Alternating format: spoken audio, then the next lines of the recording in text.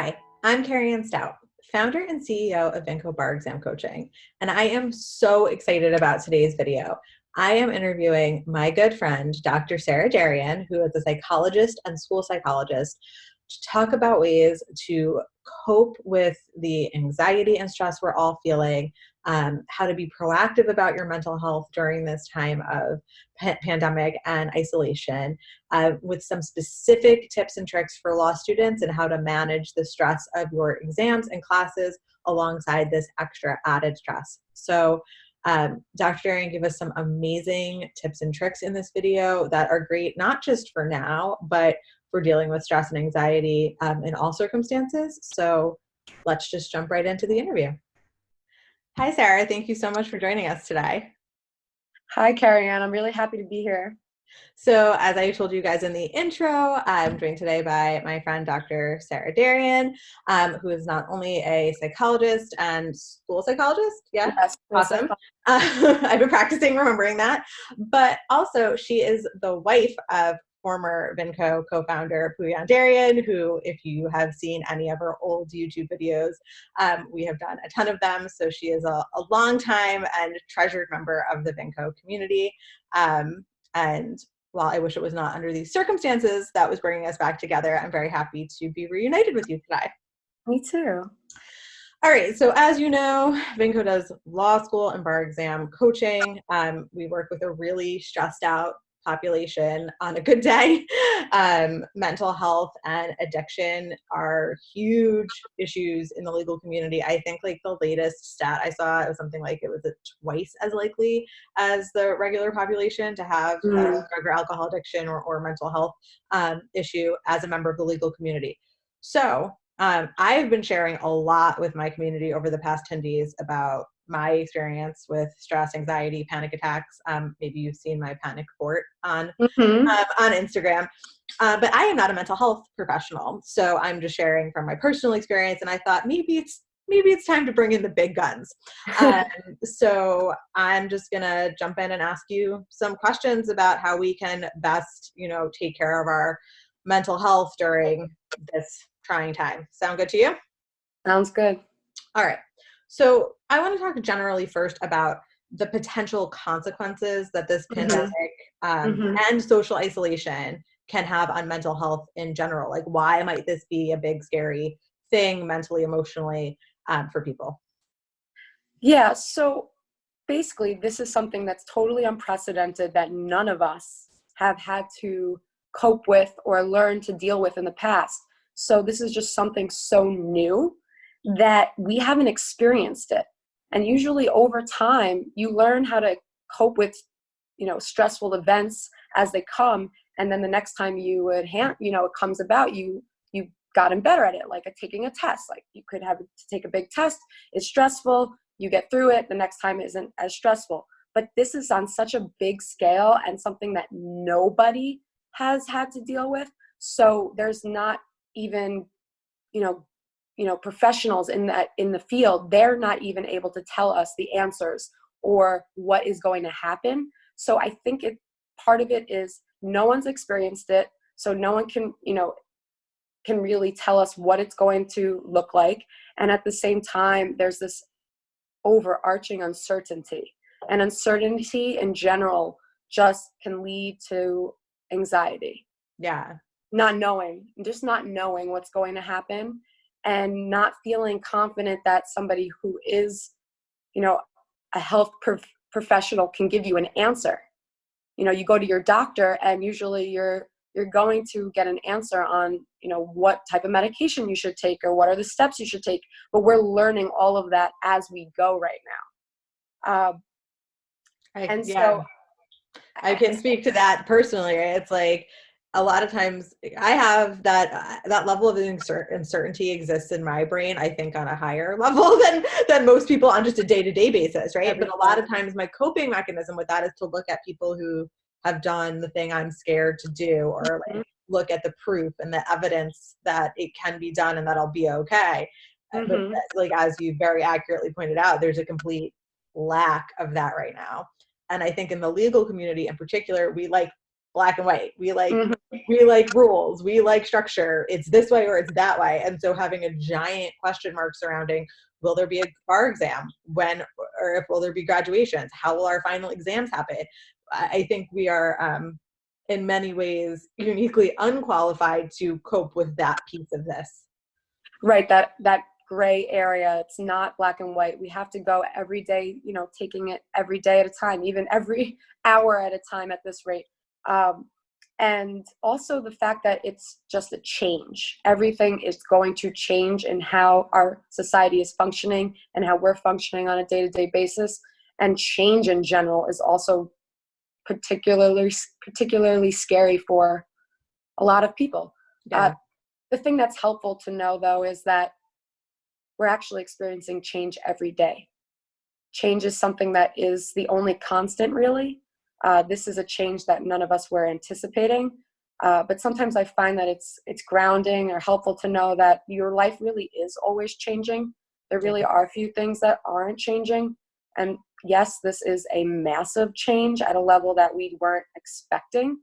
Uh, but as it's a change, we will get through it because we are always going through change.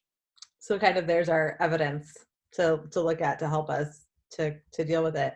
Exactly. The other piece of this question that I'm particularly interested in is how can isolation, just this, social distancing, right? Which I think is a terrible name for it, right? Because we're not really socially distancing, Socially, we're I physically agree. distancing. Right, Um, physically distancing makes more and sense. right and so how can isolation create potential, like either exacerbate existing mental health issues or bring them out in maybe people who don't necessarily have a history of dealing with these things? Yeah, so when you are isolating yourself, when you're isolating yourself, you are supposed to be staying at home basically the whole day. And so your typical day of, your typical daily routine is totally thrown off. And you're not able to also maybe go and enjoy the activities that you're used to. A lot of, we're finding ways to do this, but there's a lot of uh, places that people go that help them maintain positive mental health.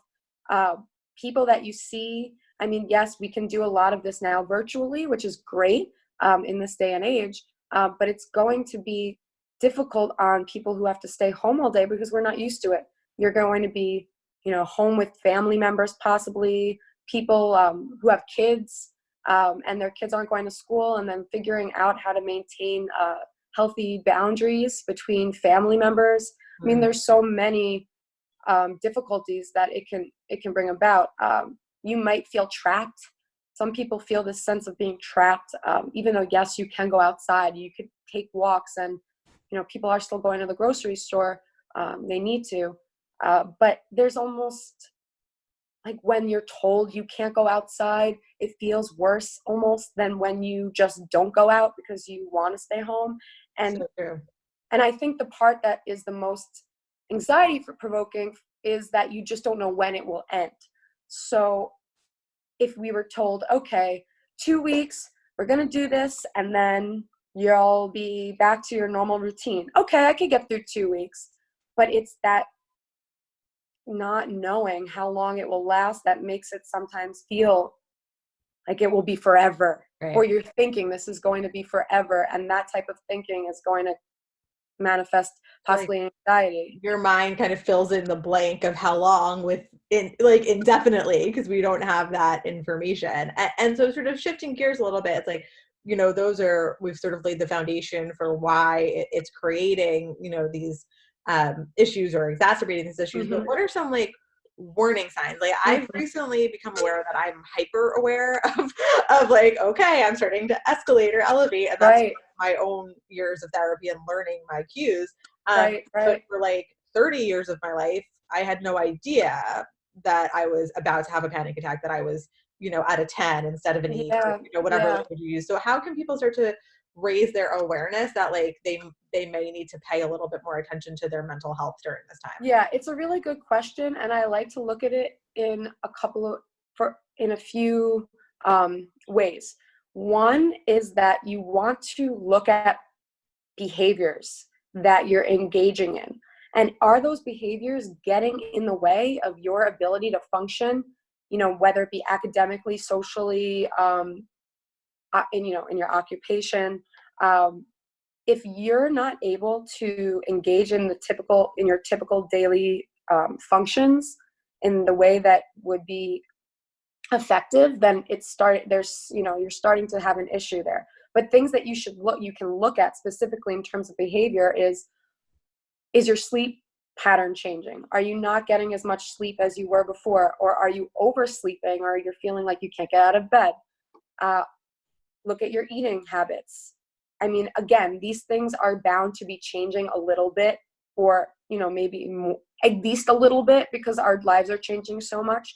But you want to notice if they're changing to the point where it's really affecting you and your, daily functions. So eating, are you eating a lot more than usual? Some people are anxious eaters. Some people don't, they don't eat when they're anxious, and you might be forgetting to eat or skipping your meals. Other things, are you starting to feel like coping by drinking more or using drugs? And are you seeing an increase in the urges to want to engage in some of these, unhealthy coping strategies? Right. When you're studying, are you really feeling like you can't concentrate? I mean, yes, again, you're going to probably have somewhat of a harder time concentrating, but is it at the point where you can't even sit and get anything done, or you are, just on the news all day long and you just are constantly checking it, and that's getting in the Went through that phase. Okay, I'm done with that phase, but went through that phase. Yeah, so I mean, and there's going to be phases too for people, so they might not be having all of these symptoms or behaviors at once. It might not happen like that. It might be one, starts slowly and then builds up. If you're not engaging in activities that you typically enjoy, then I would say that might be a warning sign. Like, oh, you usually would watch, your favorite show on Netflix, like, you want to put The Office on, it makes you laugh, you enjoy it, and now you're just like, this isn't enjoyable. Like, I'm not having fun doing this. Panic attacks, like feeling physical symptoms in your body. So this is a big one. If you're noticing your heart racing more, you're feeling more headaches, stomach aches, sweatiness, these physical symptoms are another area that you should look at in terms of warning signs. It looks different for different people. Yeah. It might not look like a full-blown panic attack, but just noticing you wake up in the morning and you feel like your heart's racing, and that's not really typical for, that's not really typical. And then racing thoughts. So then the next is the thoughts. And if you're thinking so much about what is going to happen, and you're, worrying, like, what if I get sick? What if someone dies? How am I going to get through this? And you're just not able to get those thoughts out of your mind, and it's getting in the way of those areas. I call it going down the rabbit hole. Yeah, exactly. You start circling, going down. Exactly. So if you're fixating on these thoughts and you're not able to get them out of your mind and get what you need to do done academically, socially, occupationally, that's another warning sign. Lastly, I would say, and this is on the end of like it getting really, really harmful, is if you're having thoughts like suicidal thoughts or urges to harm. I mean, that's, that would be definitely a sign that you're really struggling and you need to seek out support from a professional. I mean, absolutely. And I think that was so helpful. I kind of want to just recap the category for everyone. So you talked about physical manifestations. You talked about thoughts. You talked about disengaging with activities that are behaviors and behaviors, right? And with that also like things out of your normal routine, kind of in that, And I think that's great to sort of have that framework for our students to look at and say, like, take stock, do a little like report card of, Mhm. here's what's going on for me. I'm like, I'm telling you right now, I check all those boxes in different ways and to different levels Well, of well, it makes sense experience. because they're all connected. So in Yeah. cognitive behavioral therapy, which is what I practice, it's saying that the way you think influences how you feel and what you do, and that also encompasses your physical sensations as well. So I would say to people, notice how you're feeling. What are you thinking? What are what are you doing? Those are the main areas that you want to look at, and are they different than your typical behavior, your typical physical sensations, your typical thoughts, to the point where it's affecting your ability to function on a day-to-day life, And this is day-to-day. actually reminding me, like long before I had my New York therapist or my Vermont therapist, Sara and I collaborated on some stuff for Finco a long time ago. And that's where I first really learned about like noting and noticing how you're feeling. And like, that's essentially what Mhm. you're talking about right now, is just noticing the differences before you do anything about them.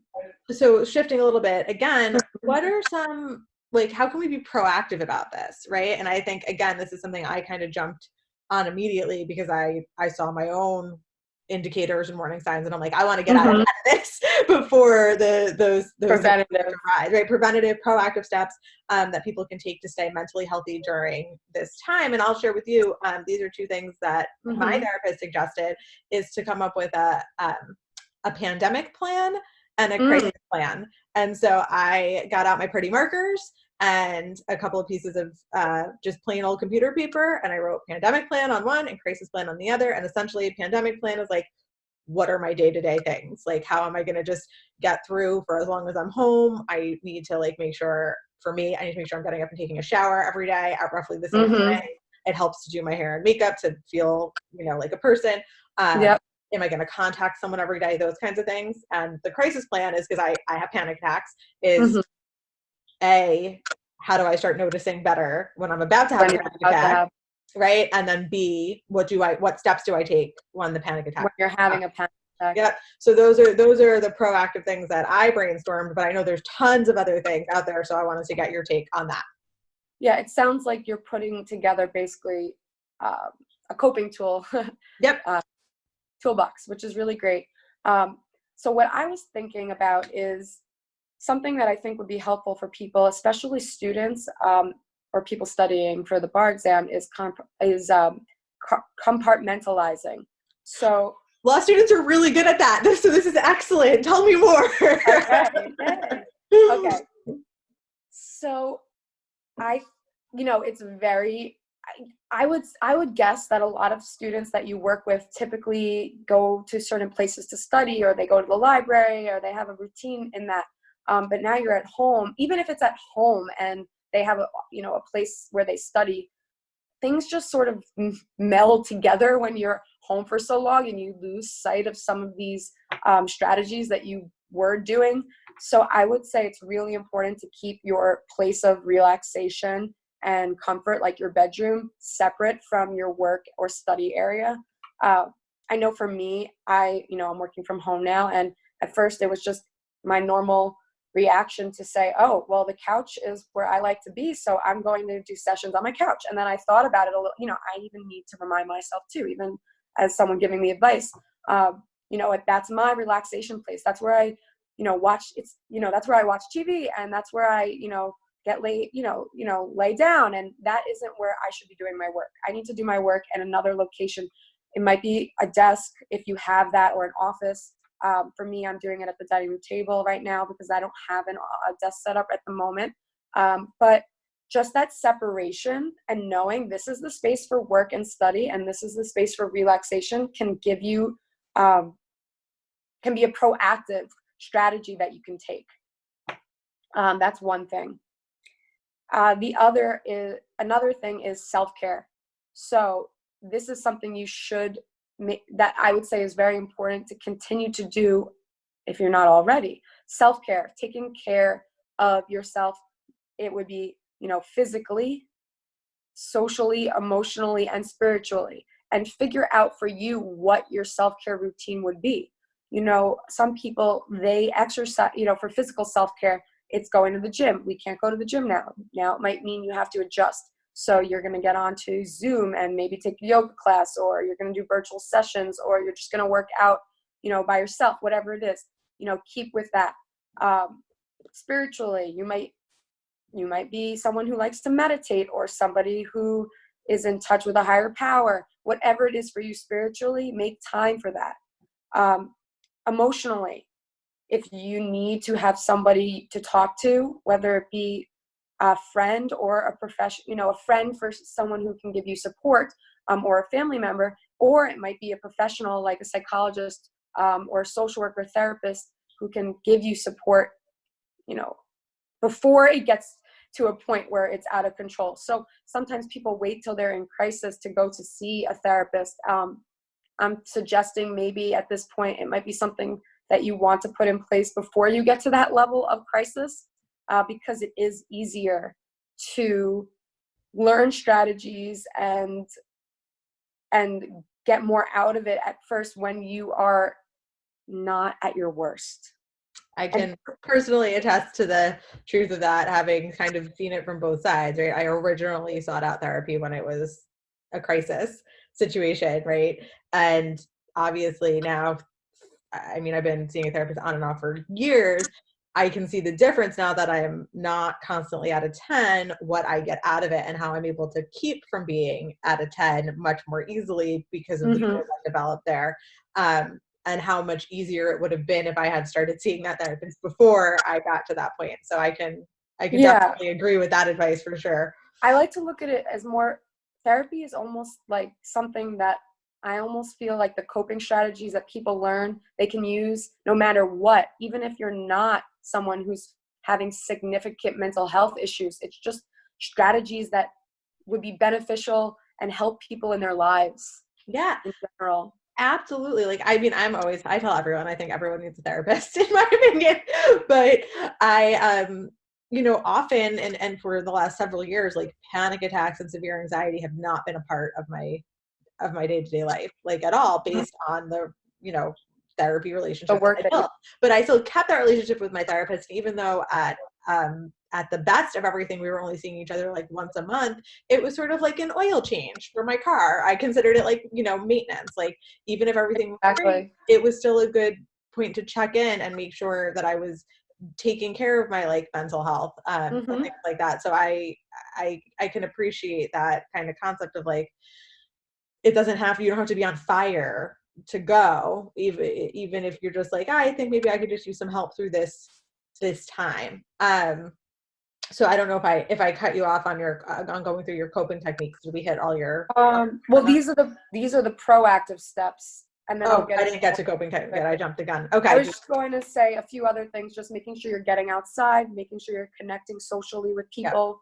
Whether you want to connect socially with people, and at the same time limit notifications of the news.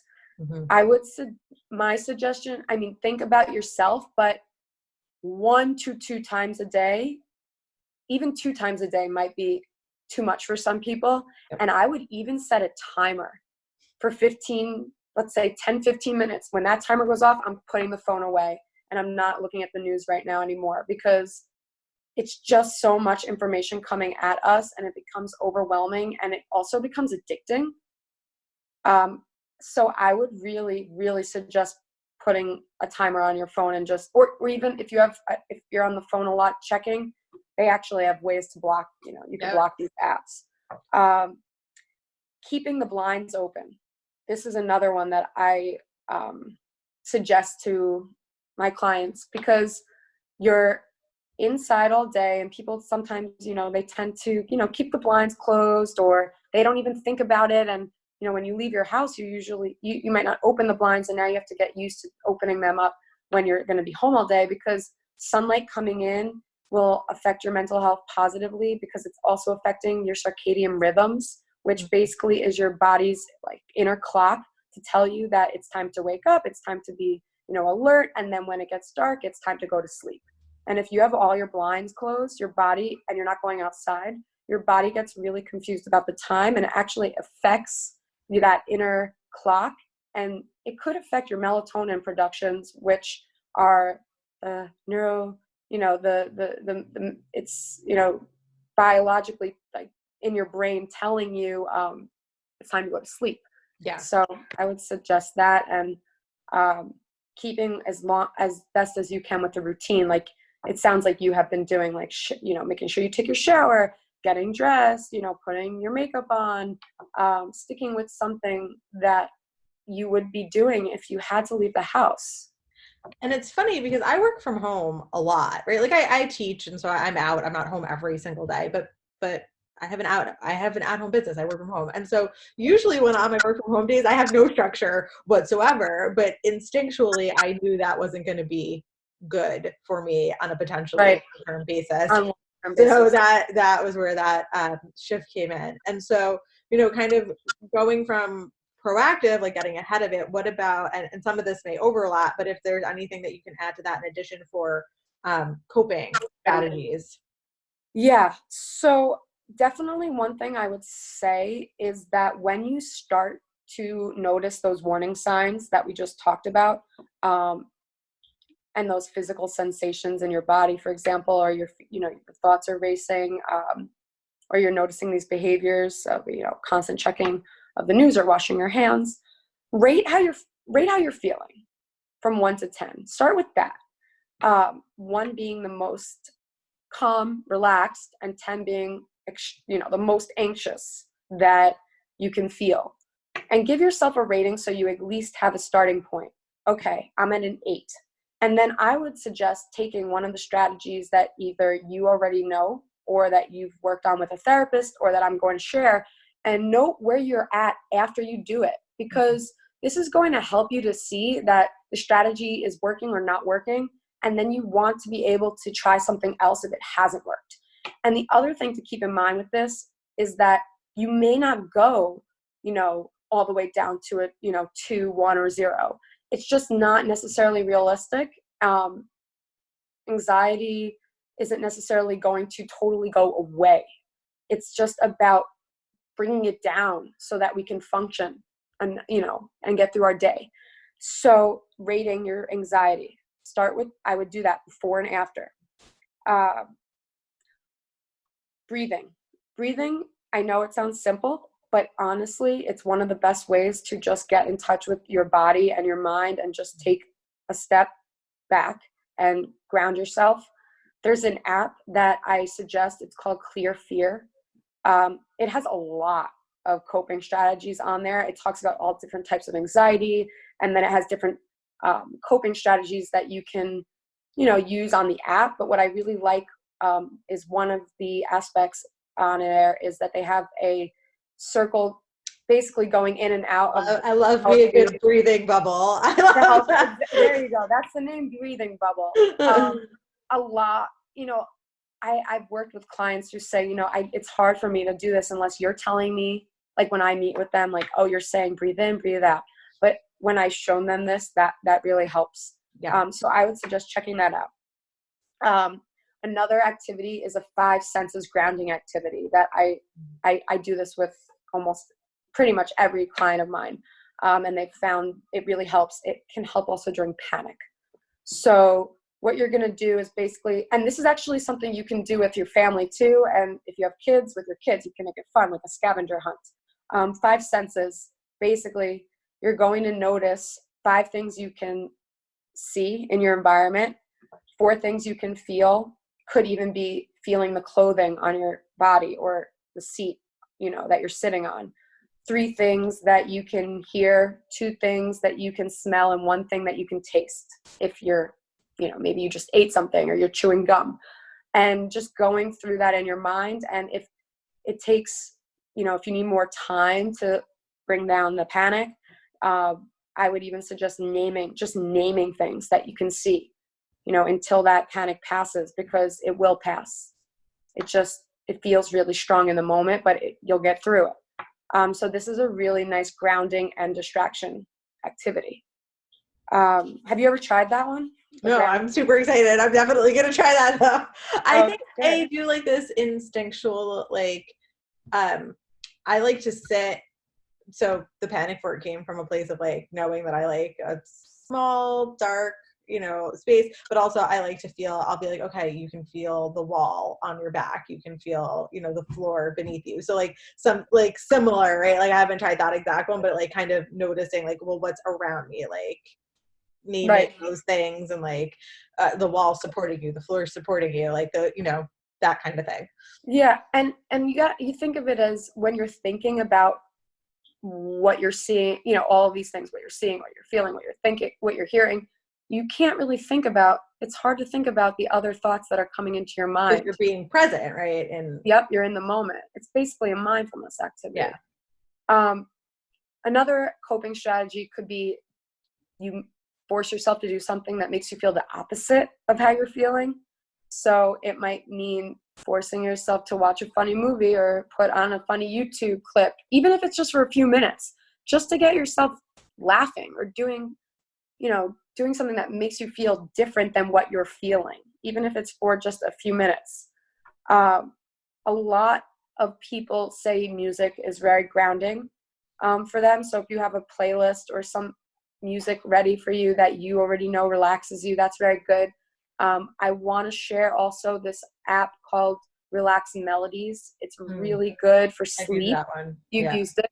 I love it. So you don't even need to use it just for sleep. You can use it to come up with a combination of different sounds, like for example, rain or sounds of Zen sounds, like it depends. Wind, frogs peeping, Yeah. whatever it is, and you can make your own. Like you're a DJ basically, and you can make your own combination. Just having that on in the background as white noise while you're studying or doing work could be grounding. Just to have it in the background. Yeah. Another thing is thinking about 3 things you're grateful for each day. Something just like that could make you feel like, okay, at least I have, things are really hard right now and really scary. And at the same time, I'm really grateful for what I do have. I've been starting my classes because I'm still teaching online for the rest of the semester. I've been starting all my classes with 3 good things, like Yep, whatever exactly. it is. Like even if it's funny. Last week I started with I have very curly hair. Most people don't know that, and I had my hair curly for like the first time all semester. And I was like, well, here's the first good thing about teaching an online class is you guys would have never seen my curly hair otherwise. Like so, even if it's not something significant or super Right. important, it's like It could be something small. yeah. Yeah, no, I like that. That's really a good advice, because it doesn't have to be something that's really big. It could be something small each day. And you could do it in the morning or at the end of the day. Okay, now this one, really big coping strategy. Thinking about what you can control versus what you cannot control. Preach, Um, sister. so we don't have control over what is going to happen with this virus. We don't have control. We don't have control over who's going to get sick. We don't have control over, how many people are going to die. I mean, these are the facts. But the things that we don't have control over is not, it's taking a lot of energy out of us to keep thinking that we can control it. I mean, yes, there are things we can do to control our behaviors and hopefully alleviate some of the possibility of all of those, horrible things happening. So think about what you can control, which is your ability to maintain a self-care plan, your ability to, physically distance, socially distance, stay isolated, not see people that might be vulnerable. Wash your hands. Exactly. Maintain like your normal, like good hygiene, sanitize, all of that, because it's normal for you to have healthy concern about what's going on and take precautions, and you can make changes in your behavior. And at the same time, there's just a lot that's not in our control, and we have to sort of accept that. It's not an easy thing to take in and accept. One of my on my pandemic plan, one of my daily things is surrender. It's just like stop trying to change what is, What's try to happening? just surrender. It took me a long time to understand the concept of like surrender isn't accepting that, like it's not saying, okay, like this terrible thing is happening and I'm just going to roll over and die Right. and let it. It's just about, I'm going to Exactly. stop fighting reality. Right. And Right. that, as scary as that can be, just like trying to accept the reality of what's happening can actually alleviate a ton of anxiety. I mean, or the professional, but that's something that I've experienced personally. Yeah, it's definitely true. And I think, yeah, I agree with what you're saying, because a lot of people do think that. They think if I'm accepting something, that I'm just like letting it take over and I'm not doing anything. And it's not that. You need to realize that there are things you can do, and then there's just aspects that you can't change. You taught me the importance of the word "and," right? It's like, And this mm-hmm. is I a was gonna say terrible, right? This is a terrible situation, that. and I can still create content for my community. I can still bring resources together and help people virtually. Right. And Right. And I'm suffering and having a lot of anxiety, and at the same time, I can do better and in coping and get through this. And then the other big one that this is the last one for this, that I really wanted to talk about, is that noticing your unhealthy or irrational thoughts and being able to challenge them. So if you're noticing that you're having a thought like, I'm going to contract this virus and get really sick and I could die, or my family could die, or, this is the end of the world. Yeah, you can continue to remind yourself, yeah, I'm going to, take care of myself the best I can and isolate and do those, behaviors that would indicate healthy concern rather than total panic and anxiety. But another thing that you can really ask yourself is, are these thoughts helping me right now? Is this something that is going to make it so that it's like I'm able to get through my work or get through my studying today? If I'm keep thinking in this way, is this helpful for me in the moment? And the answer is no. Right? Always. That question's a trap. That's what I told my therapist when she told me that. I said, that question's a trap, because the answer is always no. But I don't know. Tell me if you think this goes hands in hand. Something that I find helpful with that too is I will think the thought sometimes. I will say, you're trying to protect me, right? The irrational thoughts that are happening, my anxiety is trying to keep me safe. And so I will say, thank you for showing up to protect me, but that's not what I need right now, right? Like that's not going to help me right now. And so you can keep over there and I'll come back to you later. Exactly. You want to acknowledge it also as a thought and not necessarily a fact. Yep. So this is just a thought that I'm having, and I have thoughts all the time. And just because I have a thought doesn't mean that it's going to come true. It seems real in the moment, but it's not. It's just a thought. So I like to give this silly example of, think about an elephant, a pink elephant singing the ABCs on a unicycle or something ridiculous like that. You're thinking about it. Is it real? Is it happening? No. Your brain can contrive all types of different thoughts that we're having every second, all the time. It's just the way that humans are. Just because you think something doesn't mean that it's going to happen, or that it's helpful to think that. Your brain is almost acting as a bully. It's tricking you. And yes, you're right. There is some level of it, though, is normal, because we actually do have anxiety to protect us from things that are dangerous. Like that is why your heart might race or your palms might get sweaty if you were standing on the edge of a cliff. Because if we didn't have those warning signs in our bodies that we're having, an anxious reaction, we might take, a step too close and fall. So our bodies have these reactions and have some of these thoughts because they want to protect us. The problem is when the thoughts and the reactions, fight or flight reaction is happening in a situation where there's no lethal, like Right. danger.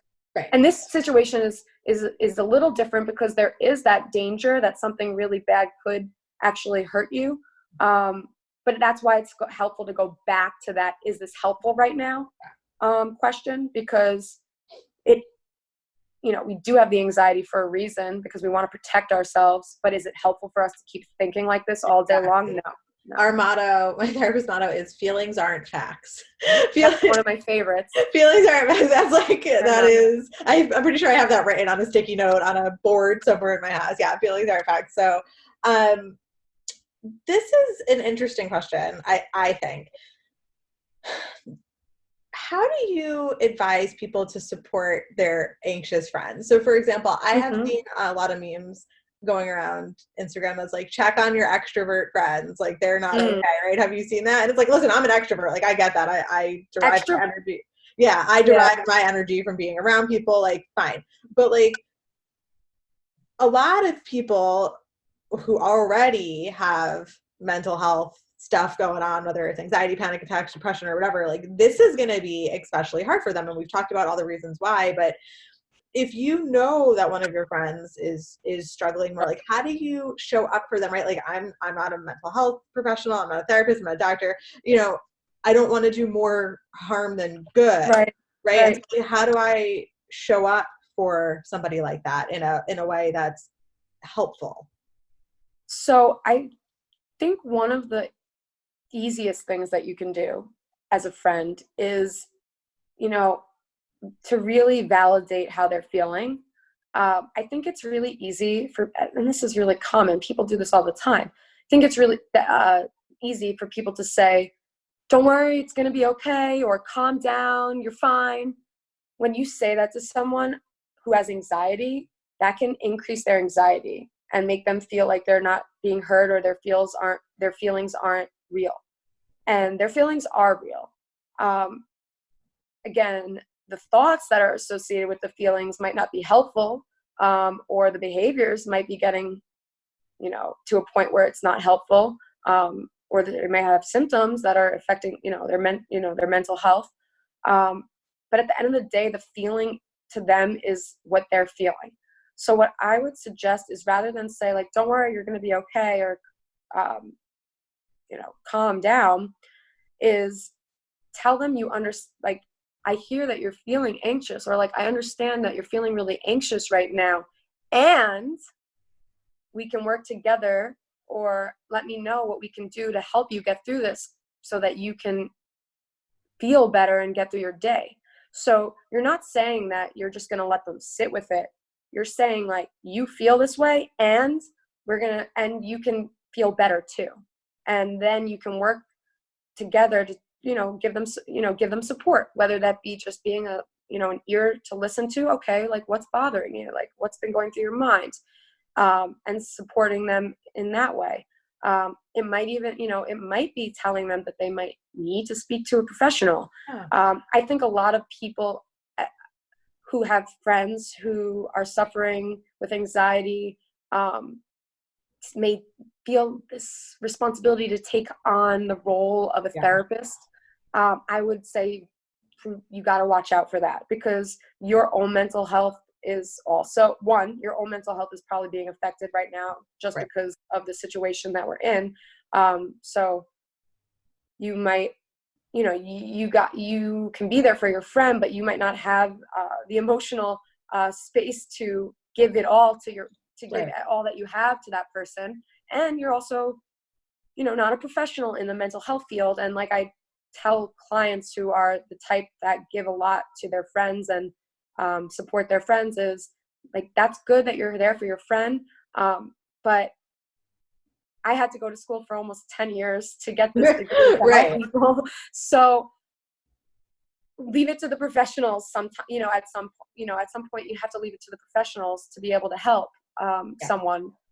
No, I mean, listen, I'm on board with that. But I do think during these particular times, like I really, like, you almost have me crying for a second there, because I don't think people understand the importance of having their feelings validated. Like that's something that I didn't really understand until this current therapist that I'm working with. And it feeling like your emotions are not like seen or heard or real to other people not only makes you feel bad in general, it makes you feel worse as as an anxious person. It's like, well, if I could just calm down, I would. Like I could just, Exactly.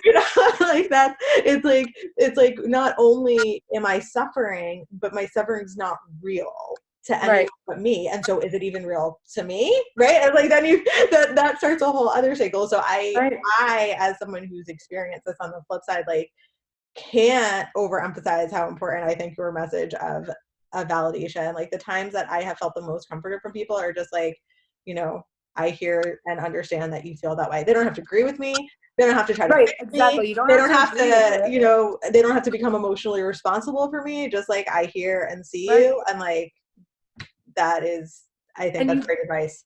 and you don't have to, again, you don't agree with necessarily the behavior. So Right. if they're saying, hey, listen, I washed my hands like 100 times in the last hour. Okay, I'm not saying that that's okay. Right. I'm saying that I get it, you're really nervous right now about what's going to happen, and let's like figure out some way to get through this and make some changes so that you're not suffering Yeah. I as love that much. message. Um, so I have one last question, and Okay. I think maybe you kind of hit on this a little bit. So if you don't have Mhm. anything else to add here, that's fine. But um, specifically talking to students right Yeah. now, again, we work with law students.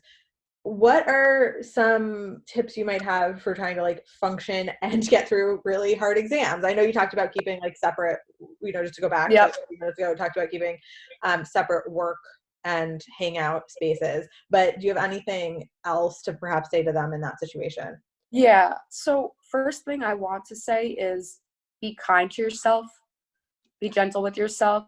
Um, you're probably going to have a harder time focusing and getting through some of the studying or the work, and that makes sense because your whole life has changed. Everyone's has. So I want you to notice if you're judging yourself and just take a step, try your best to take a step back and just say, it's okay. It's okay that I'm having a hard time focusing right now. And, I'm going to use some strategies to help myself to get through this. Don't be so hard on yourself. Like, I can't, I can't do this. I can't do this. Like, I'm not focusing. I'm not, getting work done as efficiently. That's going to probably be the case for you and a lot of people. So kind of I would say it goes back to that acceptance piece, Yeah. that you can accept that it's going to be possibly more challenging, and at the same time you can use strategies to help yourself and to get through it. So the other thing I want to remind people is who are when you're studying is that it is normal to have actually some anxiety when you're studying. So I don't want people to feel like, okay, I'm having anxiety and, now I'm not going to be able to study and I'm not going to be able to, get through what I need for these exams or for work. There's actually, scientific proof that a moderate level of anxiety increases performance. So if you have too little anxiety, that's not helpful because you won't be motivated. You're not going to do what you need to do to get, through the exam. And then if your anxiety is overly high, let's say on that scale from 1 to 10, it's like 8, 9, 10, then you're not going to be able to focus as much, or you might forget, things while you're studying, and, it's not your performance is going to be decreased.